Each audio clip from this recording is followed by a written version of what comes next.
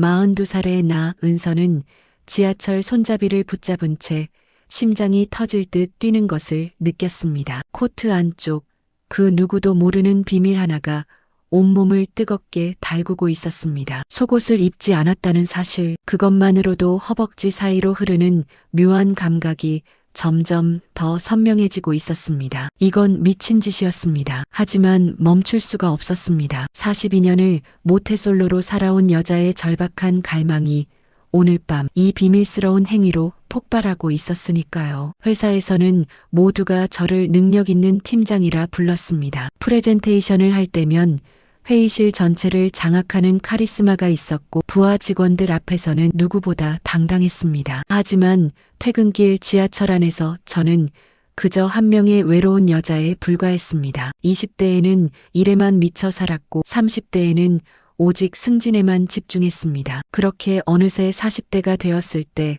문득 깨달았습니다. 제 삶에는 누군가의 온기가 단 한 번도 없었다는 것을요. 최근 들어 그 외로움이 더욱 견디기 힘들어졌습니다. 밤마다 이불 속에서 뒤척이며 한 번도 느껴보지 못한 누군가의 품을 상상했습니다. 거친 손이 제 허리를 감싸는 상상, 낮은 목소리가 귓가에 속삭이는 상상. 그럴 때마다 가슴 깊은 곳에서, 아니 그보다 더 깊은 곳에서 무언가가 꿈틀거렸습니다. 욕망이라는 단어조차 낯설었던 저에게 밀려오는 이 감정은 너무나 낯설고도 강렬했습니다. 그날도 그랬습니다. 금요일 저녁 집 옷장 앞에서 서성이던 저는 작년에 충동적으로 샀던 짧은 플리츠 스커트를 꺼내 들었습니다. 입어볼 용기도 없이 옷장 깊숙이 처박아뒀던 그 옷. 오늘따라 마음이 이상했습니다. 가슴속에서 무언가가 폭발할 것 같은 답답함, 이대로는 안 될 것 같은 절박함이 저를 짓눌렀습니다. 한 번쯤은 저는 천천히 옷을 갈아입었습니다. 하얀 블라우스에 무릎 위로 한참 올라오는 스커트, 그리고 숨을 깊게 들이마시며 속옷 서랍을 열었다가 다시 닫았습니다. 심장이 미친 듯이 뛰었습니다. 아무도 모를 거예요. 거울 속 제 모습은 낯설었습니다. 평소와 달리 붉게 상기된 얼굴, 떨리는 손. 하지만 동시에 묘한 흥분이 온몸을 타고 흘렀습니다. 긴 코트를 걸쳤습니다. 코트를 입으면 아무도 몰랐습니다. 하지만 저는 알고 있었습니다. 그 사실 하나만으로도 온몸이 저려왔습니다. 부산 서면역으로 향하는 길, 걸음을 옮길 때마다 스커트 천이 허벅지를 스치는 감촉이 생생했습니다. 저녁 바람이 불 때마다 가슴이 철렁했습니다. 누군가 알아챌까봐, 아니 어쩌면 누군가 알아채길 바라면서 퇴근 시간에 지하철은 예상대로 붐볐습니다. 저는 사람들 사이를 비집고 들어갔습니다. 평소엔 앉아서 가는 걸 선호했지만 오늘은 왠지 서 있고 싶었습니다. 손잡이를 잡고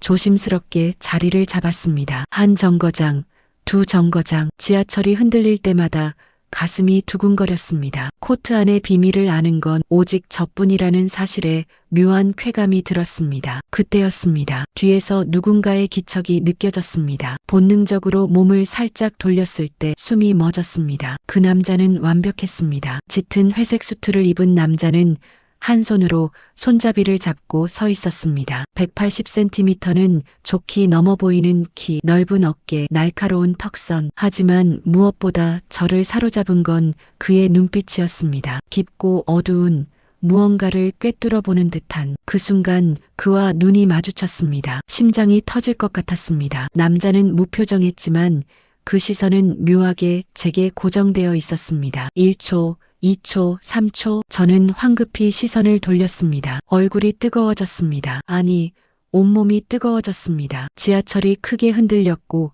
제 몸이 뒤로 쏠렸습니다. 거의 그 남자의 가슴에 부딪힐 뻔했습니다. 간신히 균형을 잡았지만 그 찰나의 순간에 그의 체온과 향수 냄새가 코끝을 스쳤습니다. 우디 향, 남성적이고 강렬한. 저는 입술을 깨물었습니다. 가슴 깊은 곳에서 무언가가 꿈틀거렸습니다. 아니, 가슴만이 아니었습니다. 몸 전체가 반응하고 있었습니다. 특히 하체에서 느껴지는 묘한 느낌, 긴장과 흥분이 뒤섞인 그 감각에 저는 당황했습니다. 이런 적은 처음이었습니다. 책에서만 읽던, 영화에서만 보던 그런 감정이 실제로 제게 일어나고 있었습니다. 다리가 후들거렸습니다. 그리고 그때 깨달았습니다. 제가 젖고 있다는 것을. 안 돼. 속으로 다급하게 외쳤지만 몸은 제 의지대로 움직이지 않았습니다. 오히려 그 남자가 뒤에 서 있다는 사실이 더욱 저를 자극했습니다. 지하철이 다시 흔들렸습니다. 이번엔 더 크게. 제 몸이 뒤로 쏠렸고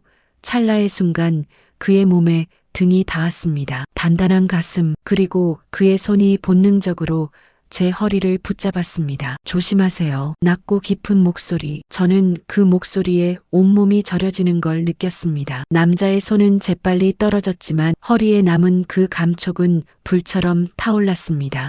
죄송합니다. 겨우 목소리를 짜내 대답했지만 떨림을 감추지 못했습니다. 남자는 아무 말도 하지 않았습니다. 하지만 저는 느낄 수 있었습니다. 그의 시선이 여전히 저를 향하고 있다는 것을. 그리고 그 시선이 어디를 보고 있는지도. 저는 제 다리를 의식했습니다. 코트는 허리까지만 잠겨 있었고 그 아래로 짧은 스커트가 드러나 있었습니다. 평소 같으면 신경 쓰지 않았을 길이었지만 오늘은 달랐습니다. 속옷이 없다는 사실이 저를 미치게 만들었습니다. 그리고 제 상태가 점점 더 심해지고 있다는 것도. 허벅지 안쪽으로 무언가가 흐르는 느낌. 저는 황급히 다리를 꼭 오므렸습니다. 하지만 그럴수록 더 자극이 되었습니다. 심장이 미친 듯이 뛰었습니다. 얼굴은 이미 새빨갛고 숨소리조차 거칠어졌습니다. 제발 아무도 눈치채지 말아줘. 하지만 제 기도는 이루어지지 않았습니다. 다음 정거장에서 앞쪽 사람들이 내리면서 공간이 생겼습니다. 저는 재빨리 앞으로 한 발짝 옮기려 했습니다. 그 순간 뒤에서 낮은 신음소리가 들렸습니다. 저는 얼어붙었습니다. 천천히, 아주 천천히 고개를 돌렸습니다. 남자는 여전히 무표정했지만 그의 시선은 아래를 향하고 있었습니다. 자신의 바지를. 제 시선도 따라 내려갔습니다. 그리고 저는 보았습니다. 남자의 검은 수트바지 허벅지 부분에 작은 얼룩이 있는 것을. 순간 모든 것을 깨달았습니다. 아까 지하철이 흔들렸을 때 제 다리가 그의 바지에 스쳤던 것입니다. 그리고 그때 제가 죄송합니다. 거의 울먹이는 목소리로 말했습니다. 창피함과 당황스러움, 그리고 묘한 흥분이 뒤섞여 정신이 하나도 없었습니다. 남자는 여전히 아무 말이 없었습니다. 하지만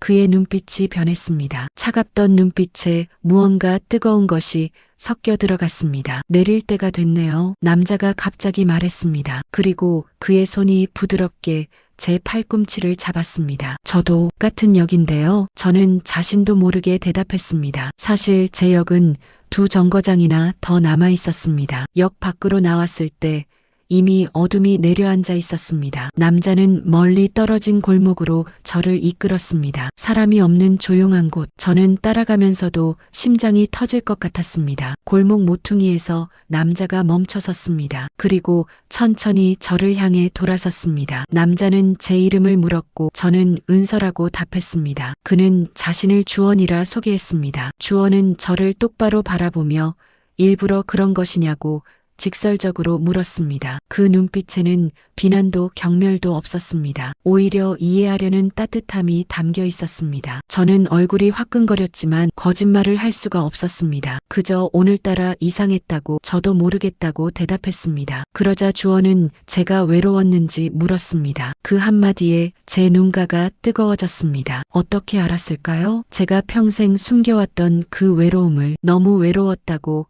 평생 혼자였다고 고백하는 제 목소리는 떨렸습니다. 20년 넘게 쌓아온 강한 여자의 가면이 무너지는 순간이었습니다. 주원은 한 걸음 다가와 조심스럽게 손을 뻗어 제 뺨을 감쌌습니다. 그 역시 마찬가지라고, 저를 봤을 때 알 수 있었다고 말했습니다. 그 눈빛과 떨림에서 저 역시 오랫동안 혼자였다는 것을 알았다고요. 저는 그제야 그의 눈을 제대로 들여다봤습니다. 그 깊은 어둠 속에 저와 똑같은 외로움이 담겨 있었습니다. 주원은 처음엔 당황했지만 동시에 제가 너무 아름다워 보였다고 말했습니다. 그 용기가, 그 솔직함이. 그의 엄지손가락이 제 뺨을 부드럽게 쓰다듬었습니다. 제가 원하는 게 무엇인지 안다고, 자신도 똑같이 원하기 때문이라고 그는 속삭였습니다. 주원이 제게 더 가까이 다가왔습니다. 이제 두 사람 사이 거리는 불과 몇 센티미터. 그는 저에게 함께 가겠느냐고 물었고 저는 고개를 끄덕였습니다. 그날 밤은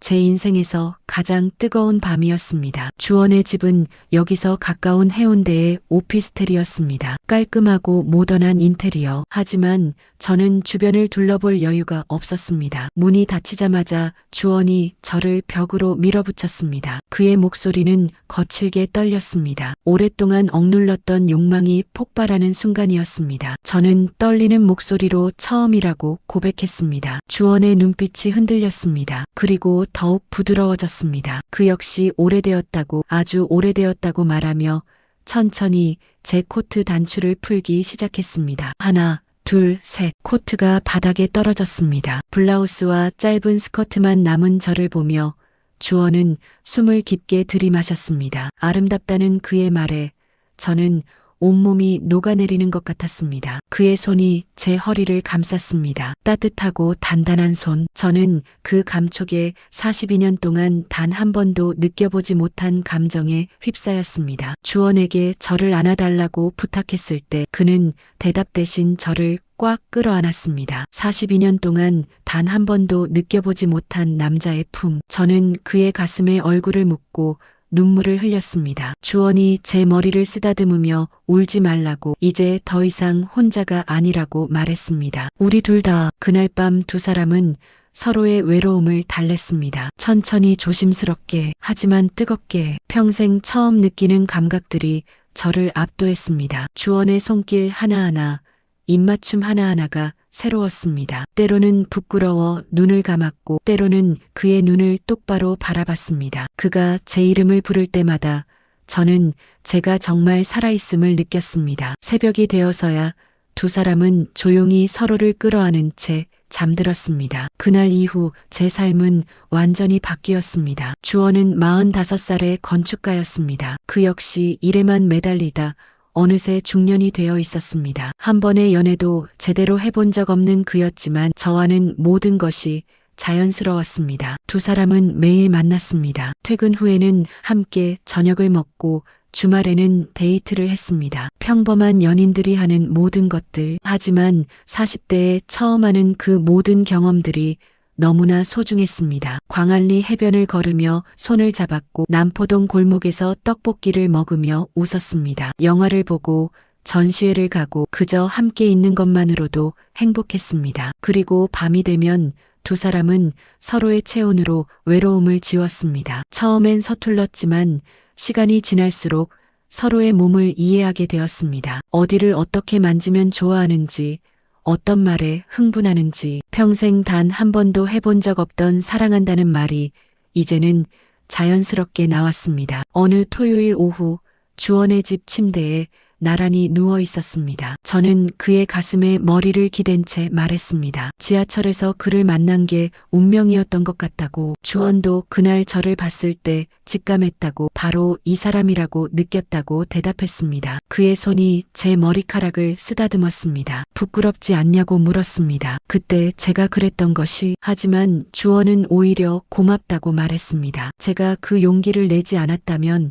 우리는 영원히 만나지 못했을 거라고. 그러면서 그는 제 턱을 들어 올려 눈을 마주쳤습니다. 저 역시 평생 혼자였다고 했지만 자신도 마찬가지였다고. 45년 동안 누군가와 진정으로 연결된다는 게 뭔지 몰랐다고 고백했습니다. 하지만 이제는 안다고. 제가 그의 삶의 전부라고 말하며 부드럽게 입맞춤했습니다. 제 눈에 눈물이 맺혔습니다. 하지만 슬픈 눈물이 아니었습니다. 너무 행복해서 흘리는 눈물이었습니다. 저 역시 그가 전부라고 말했고 두 사람은 다시 서로를 끌어안았습니다. 그리고 다시 한번 서로의 사랑을 확인했습니다. 시간은 빠르게 흘렀습니다. 계절이 바뀌고 또 바뀌었습니다. 주원과 저는 6개월 후 결혼했습니다. 주변 사람들은 놀랐습니다. 40대 중반에 갑자기 결혼한다니. 하지만 두 사람은 개의치 않았습니다. 늦었다고 생각할 때가 가장 빠른 때라는 말처럼 저희는 지금이 바로 그때라고 믿었습니다. 회사 동료들은 제가 달라졌다고 말했습니다. 표정이 부드러워졌고 미소가 잦아졌다고요. 프레젠테이션을 할 때도 여전히 카리스마가 있었지만 예전처럼 날카롭지는 않았습니다. 사랑받는 사람의 여유가 생긴 것이었습니다. 결혼 후 1년이 지난 어느 금요일 저녁 저는 혼자 지하철을 탔습니다. 주원은 오늘 야근이었습니다. 손잡이를 잡고 서서 1년 전 그날을 떠올렸습니다. 외로움에 미쳐 무모한 선택을 했던 그날, 그리고 운명처럼 주원을 만났던 그날, 익숙한 목소리에 고개를 돌리자 주원이 서 있었습니다. 야근한다며 놀라자 그는 일찍 끝났다고, 같이 가려고 왔다고 환하게 웃었습니다. 1년 전 그 무표정했던 얼굴은 이제 늘 미소를 띠고 있었습니다. 저도 나올 걸 그랬다며 투정을 부리자 주원이 웃으며 제 손을 잡았습니다. 두 사람은 손을 맞잡고 서 있었습니다. 지하철이 흔들릴 때마다 서로에게 기댔습니다. 주원이 사랑한다고 속삭였고 저도 사랑한다고 답했습니다. 42년 평생 몰랐던 사랑을 알게 해준 사람, 외로움의 끝에서 만난 운명, 은서와 주원의 사랑은 이제 막 시작이었습니다. 지하철 안에서 손을 맞잡은 두 사람은 창밖을 바라봤습니다. 어둠 속을 달리는 지하철이었지만 두 사람의 얼굴에는 밝은 미소가 가득했습니다. 집으로 가는 길, 저는 문득 생각했습니다. 만약 그날 용기를 내지 않았다면 어땠을까? 만약 그 지하철을 타지 않았다면, 만약 주원과 눈이 마주치지 않았다면 아마 저는 지금도 혼자였을 것입니다. 외로움에 짓눌려 살아가는 42살의 여자로. 하지만 저는 용기를 냈고 운명을 만났습니다. 그리고 지금 제 옆에는 저를 사랑하는 사람이 있습니다. 늦은 나이에 찾은 사랑이었지만 그래서 더 소중했습니다. 젊은 날의 열정적인 사랑과는 달랐지만 깊고 진실했습니다. 현관문을 열고 집에 들어섰습니다. 우리의 집, 두 사람이 함께 만들어가는 보금자리. 주원이 제 코트를 벗겨주고 옷장에 걸었습니다. 1년 전 그날 입었던 바로 그 코트. 이제는 그저 평범한 코트일 뿐이었지만 두 사람에게는 특별한 의미가 담긴 물건이었습니다. 그날 밤 침대에 누워 주원의 품에 안겼습니다. 그의 심장 소리가 들렸습니다. 규칙적이고 안정적인 그 소리를 들으며 저는 깊은 잠에 빠져들었습니다. 더 이상 외롭지 않은 사랑받는 여자로서 삶은 때때로 우리가 가장 외로울 때 가장 따뜻한 인연을 보내줍니다. 은서의 이야기처럼 사랑은 젊음의 특권이 아니라 용기 있는 마음의 선물일지도 모릅니다. 누군가를 다시 믿기로 한 그 순간부터 인생은 다시 피어나니까요. 늦게 피어난 사랑이기에 그 온기는 더 깊고 그 마음은 더 단단합니다. 오늘의 이야기가 당신 마음에도 작은 울림이 되었길 바랍니다. 노후의 여정은 나이보다 마음이 젊은 당신의